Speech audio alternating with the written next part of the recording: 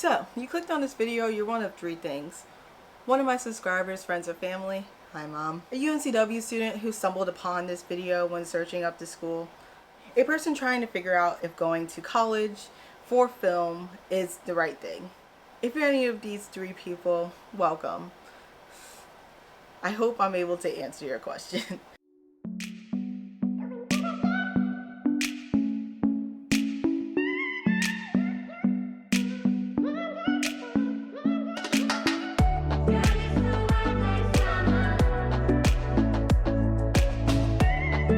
Hello, my name is Tatyana Marie and this is my channel. I post Tuesdays and every other Thursdays, except for July where I'm posting every Thursday until the end. My socials are usually on the two corners of the screen as I'm talking, so anyways, let's get into the topic. Now, a year ago, I posted a video called What It's Like to Be a Film Major at UNCW. It's decent. My watch time for it is like a minute because people realize I'm just ranting about what I hate film school for 10 minutes. I'm just surprised I was able to cut the footage down to 10 minutes. Like, have you seen my video length times lately?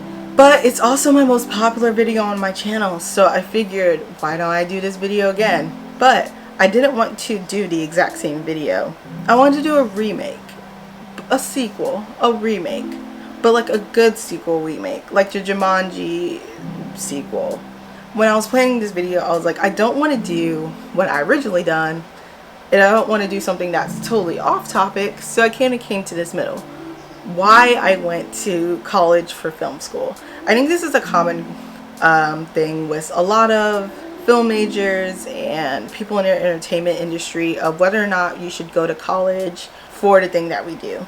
So today we are just going to touch on why I personally decided to go to this film school, my experiences in film school, and just overall what I think on the subject at hand. I know doing film school, going to film school, or just starting out straight is a big topic when it comes to entertainment industry. There's plenty of videos of why you shouldn't go to film school, and I just want to talk about my experiences when I have gone to film school. So what's that? Let's get into the video. Now, I think it's safe to do my origins of why I became a film major in the first place. So I have been creative since the beginning. I have loved acting, photography, the whole 9 yards when I was little, but I never took it as something I can do as a career. Like, it was a level of, it would be so cool to be on Disney Channel, but like, I knew it probably wouldn't happen. This is Tatyana from Connecticut. I'm on Disney Channel. Woohoo! At that point, I was kind of like, I'm gonna be a pediatrician. I'm gonna go to Yale, then Johns Hopkins. That totally derailed in high school when I realized I'm not good at science. At this point, I was in 9th or 10th grade and I felt very lost of what I want to do.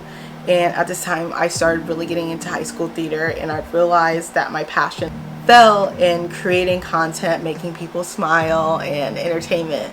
So that's when I slowly began to realize that I want to make a career out of this. I want to do film. I want to create stories that inspire people and make people happy.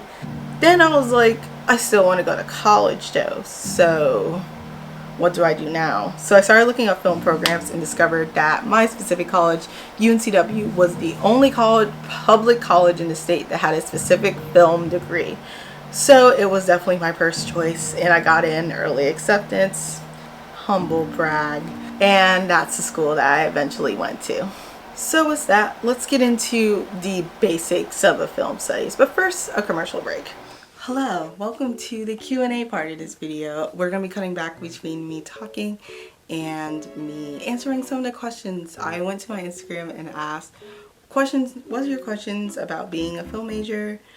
First question is, why do people think we are stoners? I know that a lot of artists are sort of influenced or get inspiration from being high or intoxicated, so I guess sometimes people associate artists with that, so that's why people see us as stoners. I feel like that wasn't supposed to be answered seriously, but I still did. So, how many people wrote screenplays before they declared their major? How many people did you know wrote screenplays before college. When I first arrived at my school, UNCW, I knew of a couple people that were really involved in the film process before they took the intro class. There were people that ranged from not ever picking up a camera to people that had been in film festivals and had like, it definitely depended on monetary status and stuff, but you can walk into a film major not picking up a camera. That's why you're doing it, to learn all this stuff. So like I said in my last video, there are 2 different tracks if you want to be a film major that usually occur at almost every film school. There's the production track, which you are probably more aware of even if you're not a film major watching this. This track includes directing, producing, screenwriting, and post-production editing. These are what you typically think of when you think of filmmaker. Then you have the second track, which is very much less known, which is the studies track. These people are more so movie reviewers and analysts. They're historians, archivalists. They look through the history of film and sort of digest how society has changed film in the different eras of film. What I'm about to say is UNCW specific. This is not another school specific. So if you are not at UNCW, don't plan to go into UNCW, or aren't interested in it, skip ahead. I'll have some sort of time thing right here. So at UNCW, there is more of a studies emphasis, as the film major is called film studies major. These 2 sections are very much so blurred together at this school. So some people do criticize that UNCW is more studies driven than production. It's all about what you make of your experience. Sure, you do have to take a lot of studies classes, but you can use your electives, your production requirements to take as many production courses as you want. I personally have like 7 production courses under my belt, not to humbly brag, but I made most of my experience by taking courses that I wanted to take. So I suggest you do the same. Let's go into another commercial break. Welcome back to Q&A question part 2. Let's do it. What is it like being a film major at a PWI, which is a predominantly white institution? It's different. Like every minority student at a predominantly white institution, it's difficult to sort of navigate your way, and you have to fight very hard for diversity, not only in front of the camera but behind the scenes as well. That being said, I continue to try very hard to be involved in productions that value diversity. Is it hard creating films? Yes. Definitely depending on the film itself too. When I was creating my documentary last year, I didn't realize all the work that had to be put in for it, especially being a producer. Even before you do it, you have to plan a lot of things and make sure logistics are great. When I was working on the narrative miniseries, there are so many logistics that we have to cover and make sure so that editors have less on their plate. Yeah, that is the second Q&A. So let's get back to the video. So you're probably wondering, what has Tatyana done? I'm gonna tell you. I'm gonna do a quick disclaimer that this is my personal experience. This is not everyone's experience, and I have done a lot. So subtle, humble brag here. So with that, let's get into what I've done. Fully edited 4 short films, including one that made it into a school film festival and one that is currently on a national films festival circuit. I have acted in 2 short films, one my freshman year and one my sophomore year. I was the first AD on a narrative miniseries consistent of 5 episodes. I was also the lead editor for that series. I have written 1 full short film script and have written a TV spec script to the show One Day at a Time. And for the past year, I've worked on and finally released a mini documentary series about Black students at UNCW.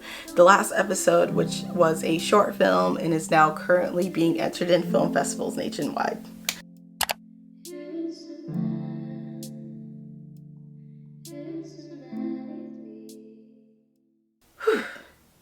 I know, I said a lot. I've done a lot, and that's not even things I've done for more organizations and stuff like that. I wouldn't have done half the stuff that I just said if I didn't take a leap and suggest it to somebody, or be like, hey, I want to be a part of this. How do I become a part of this?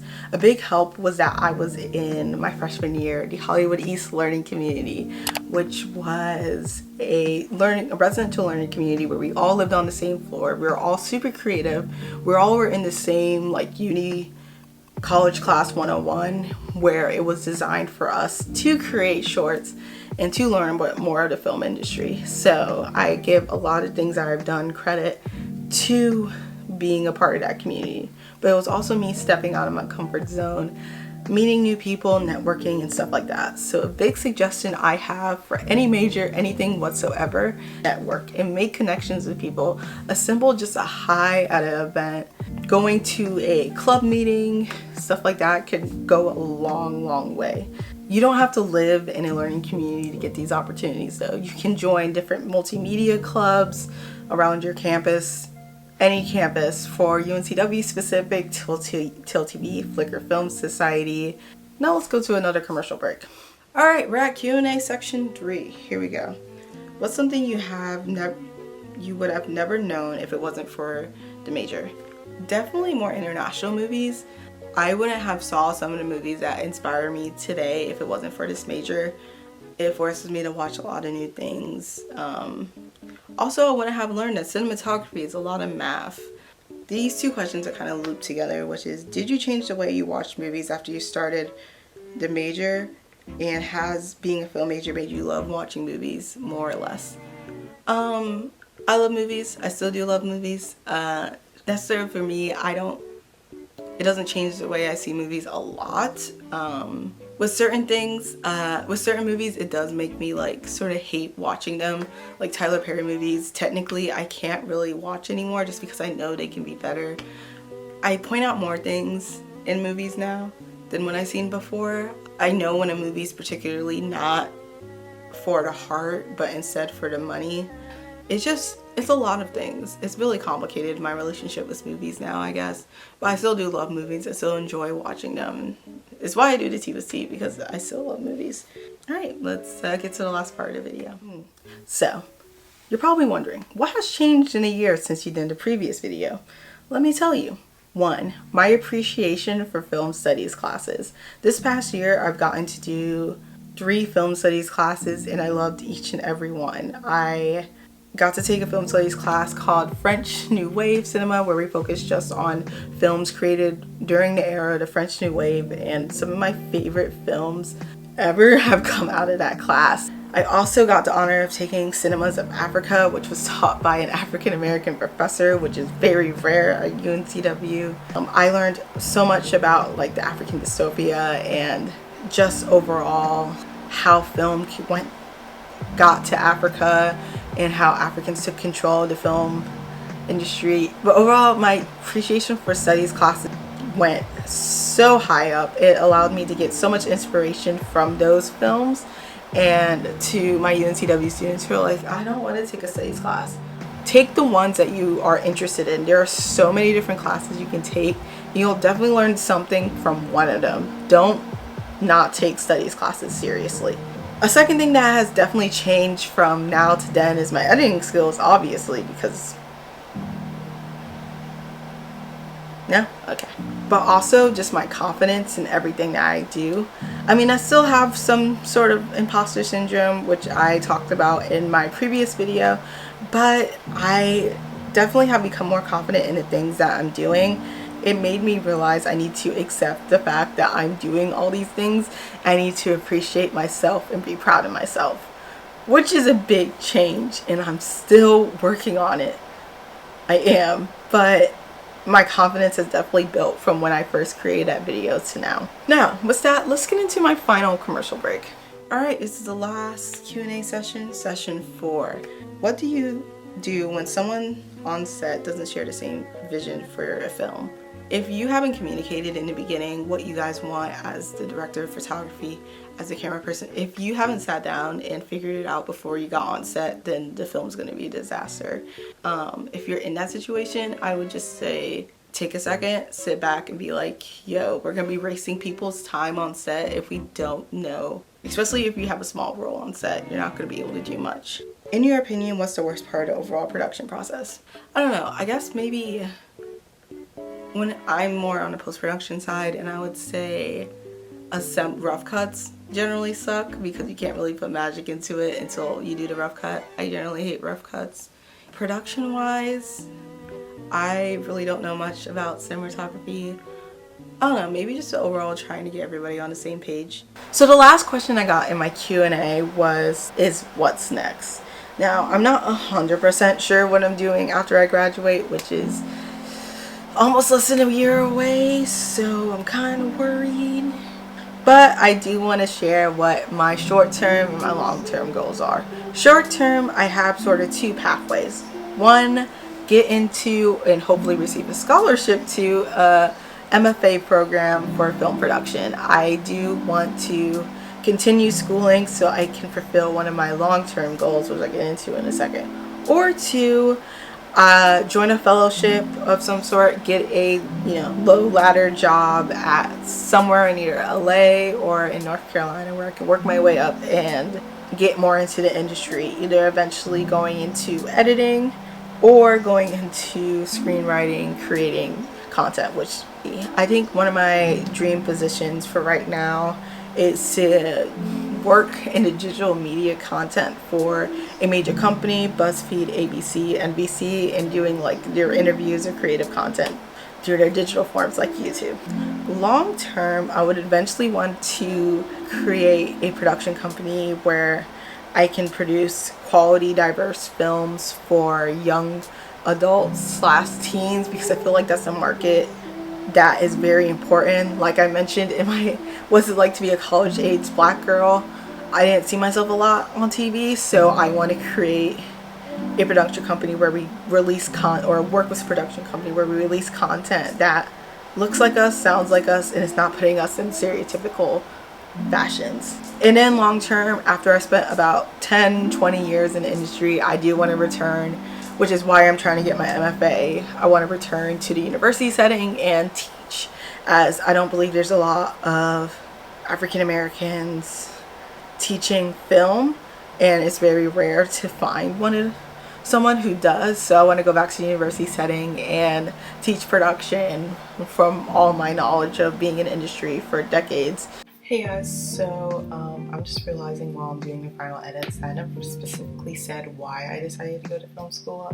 For me specifically, it was because I wanted to go to college and I wanted to network with more than just entertainment industry, and I wanted just the full college experience. So I guess I can't tell you whether or not to go to film school or not. I suggest if you do want to just get to know new people, figure out if film is the right thing for you, learn new techniques and stuff, I suggest going. If you just want to go straight into the industry, you know exactly what you want to do, you have connections, then maybe don't go. But again, it's all up to you. It's all to be experience. There's plenty of associate degrees and then online film schools you can do that aren't necessarily the traditional school setting. I did have one of my professors tell me that companies are now hiring more people with degrees or like certificates because it's less liable on them for insurance reasons and stuff. So yeah, that's my take on the topic. So that we can get into the last part of the video. So here is some last tips for you all. 1, it's all about what you make the experience to be. Your experience and how you do things is up to you. You to reach out to people, you to go to that club meeting. It's okay to change up what you want to do. And 2, don't get yourself in the film major bubble. Do other things on campus other than multimedia content. Yeah, I personally am majoring in film, minoring in journalism and English. There's so many different combinations. Like I know somebody doing art history and film.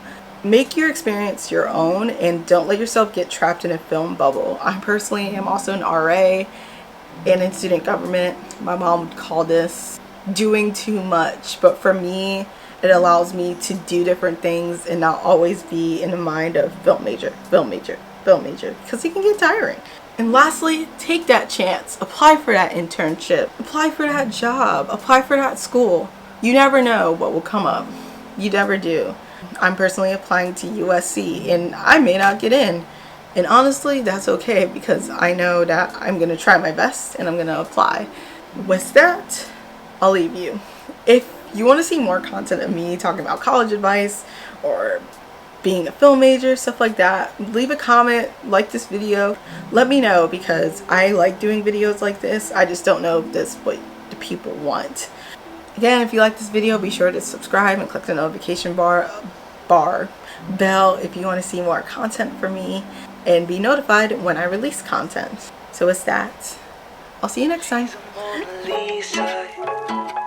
Everyone's lining up to see her. She's a Mona Lisa.